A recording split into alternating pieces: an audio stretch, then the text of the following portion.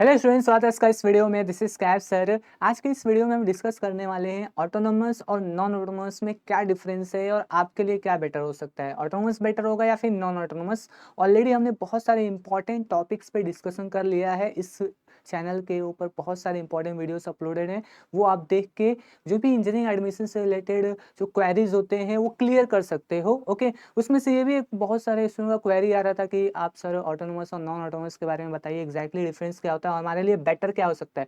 Autonomous college better होगा या फिर नॉन ऑटोनोमस कॉलेज बेटर होगा। तो सबसे पहले तो ये फर्क समझ लेते हैं ऑटोनोमस और नॉन ऑटोनोमस होता क्या है। तो देखो, कोई भी कॉलेज महाराष्ट्र के अंदर है अगर इंजीनियरिंग कॉलेज, तो वो या तो ऑटोनोमस होगा या तो नॉन ऑटोनोमस होगा।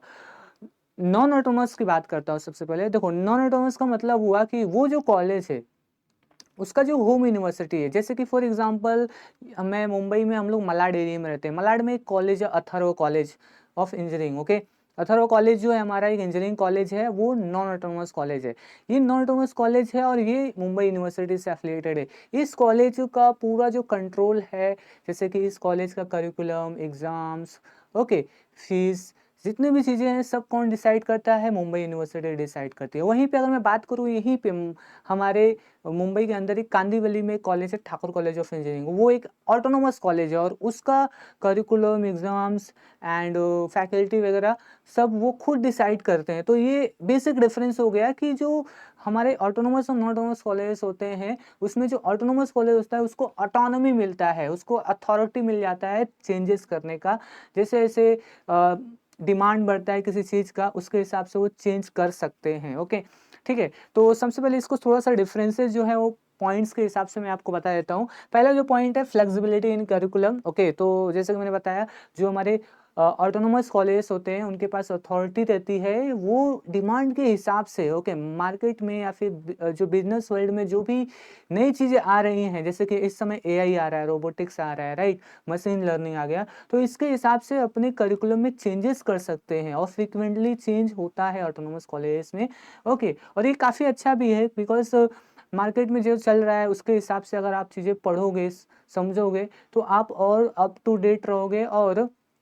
और इस समय जिस तरह से टेक्नोलॉजी आगे बढ़ रहा है उसके साथ आप चीज़ों को समझते हुए आगे बढ़ोगे, तो ये भी एक बेटर अप्रोच होता है। लेकिन नॉन ऑटोनोमस कॉलेज में कैसा होता है? नॉन ऑटोनोमस कॉलेज में पूरा जो कंट्रोल होता है वो यूनिवर्सिटी के पास होता है। यानी कि अगर अथर्व कॉलेज एक नॉन ऑटोनोमस कॉलेज है मुंबई का, तो उसका पूरा जो कंट्रोल है वो किधर है? मुंबई यूनिवर्सिटी के पास है। मुंबई यूनिवर्सिटी जो करिकुलम बोलेगा पढ़ाने के लिए वही पढ़ाना रहेगा। ओके, उसमें चेंजेस नहीं कर सकते और नॉन ऑटोनोमस कॉलेज जो होते हैं, ठीक है। जब यूनिवर्सिटी को ऐसा लगेगा कि मुझे ये चीज़ मुझे चेंज करना चाहिए, ओके, तो जाके नॉन ऑटोनोमस कॉलेज चेंज कर पाएंगे। ये एक होता है। तो फ्लेक्सिबिलिटी यहाँ पे किसको मिल रहा है? ऑटोनोमस कॉलेज को ज़्यादा मिल रहा है करिकुलम में, okay, as compare to non autonomous college. ऐसा नहीं है कि नॉन ऑटोनोमस कॉलेज में नहीं आता है, ओके, करिकुलम चेंजेस नहीं होते, होते हैं। ओके, होते हैं। जो एनईपी हुआ था, एनईपी 2020 जो था हमारा, उसके अकॉर्डिंग तो चेंजेस हुए हैं। ओके, लास्ट ईयर ही हमारा जो इंजीनियरिंग कॉलेज का जो सिलेबस उसमें चेंजेस हुआ है, तो होता है बट थोड़ा सा टाइम लगता है, बस ये मैं आपको बताना चाहता हूँ। ओके, सेकेंड जो डिफरेंस मुझे लगता है वो है एग्ज़ाम। ठीक है, एग्ज़ाम बहुत बड़ा डिफरेंस होता है ऑटोनोमस कॉलेज का।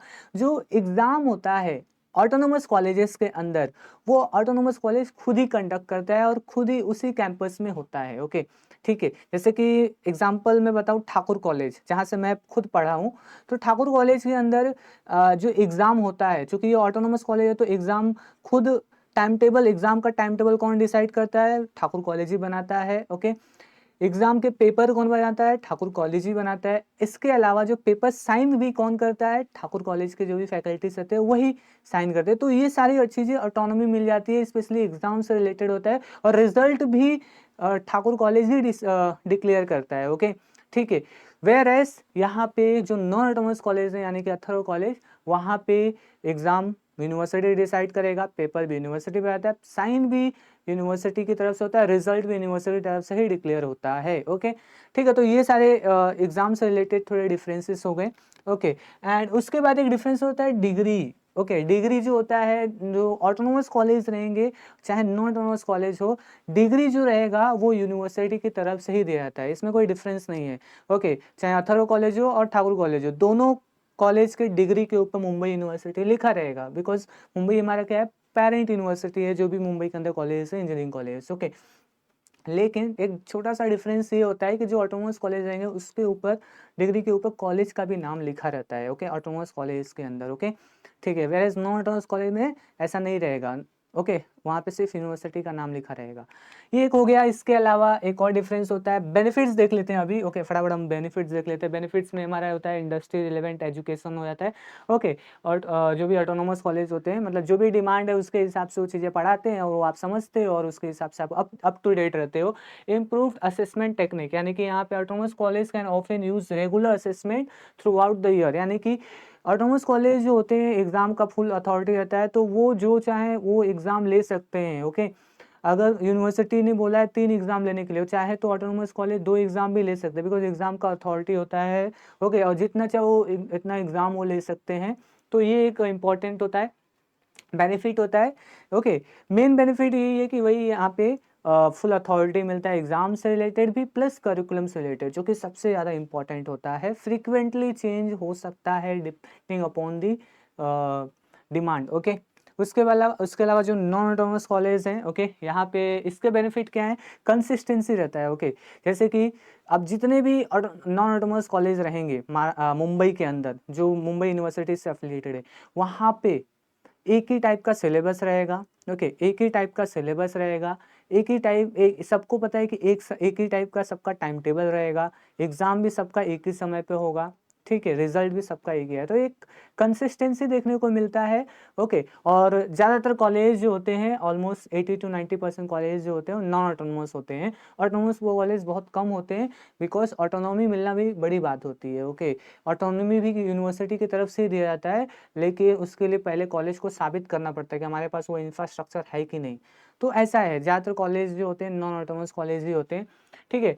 तो ये मैंने जैसे आपको बताया कि जो नॉन ऑटोनोमस कॉलेज होते हैं वहाँ पे एक कंसिस्टेंसी देखने को मिलती है, ओके। जो भी एजुकेशन से रिलेटेड जो भी चीज़ें होती है सब सेम होती है हर एक नॉन ऑटोनोमस कॉलेज में, ओके, ठीक है। इसके अलावा लेस एडमिनिस्ट्रेटिव रिस्पॉन्सिबिलिटी, यानी कि जो कॉलेज होगा उसके पास ऐसा नहीं रहता है, ओके, कि उनको खुद पेपर बनाना है, साइन करना है, ऐसा कोई रिस्पॉन्सिबिलिटी नहीं रहता है। पूरा डिसाइड कौन करता है, यूनिवर्सिटी करता है। ज़्यादा उनको टेंशन नहीं लेना है, सिर्फ उनको पढ़ाना होता है जो भी यूनिवर्सिटी डिसाइड किया है, ओके, ऐसा रहता है।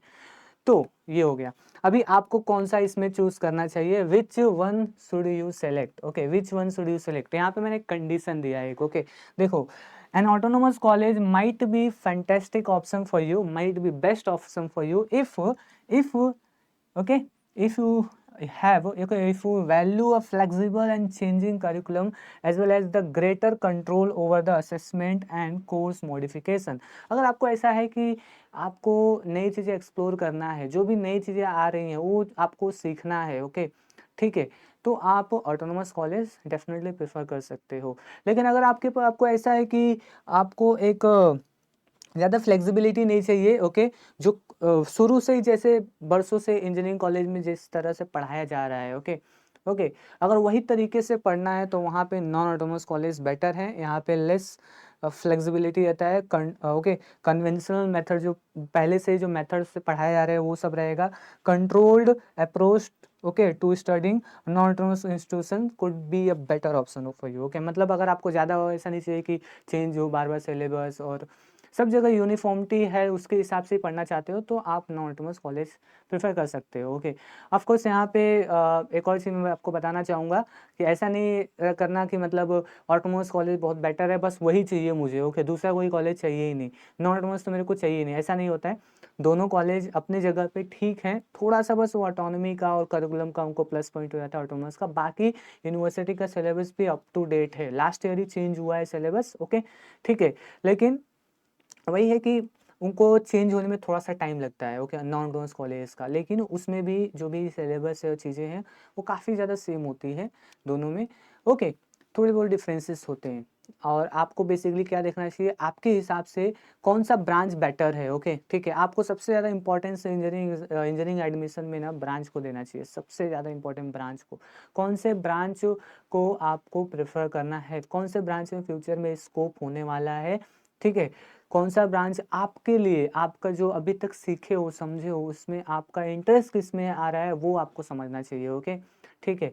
कॉलेज के पीछे भागोगे, ऑटोनॉमस, नॉन ऑटोनॉमस पीछे चले जाओगे ना, तो बहुत सारी चीज़ें मिस हो जाती हैं। इट्स बेटर कि आप क्या करो, जो आपका रुचि है जिसके अंदर, ओके, जिसमें आप कुछ करना चाहते हो, ठीक है? जिसमें आपका इंटरेस्ट है, उसके लिए आप अपना टाइम दो, ओके? ब्रांच को प्रेफ़रेंस दो, ब्रांच के हिसाब से जो भी बेटर कॉलेज मिलता है उस वो प्रेफ़र करने का आप, ओके? ठीक है? तो आशा करता हूँ आपको समझा रहेगा, कुछ भी डाउट डिफ़िकल्टी जो नहीं समझता है, आप इस वीडियो के डिस्क्रिप्शन में बताओ, हम लोग उसके ऊपर वीडियो बनाएँगे और आपको समझाएँगे, okay? Till then bye everyone, all the best.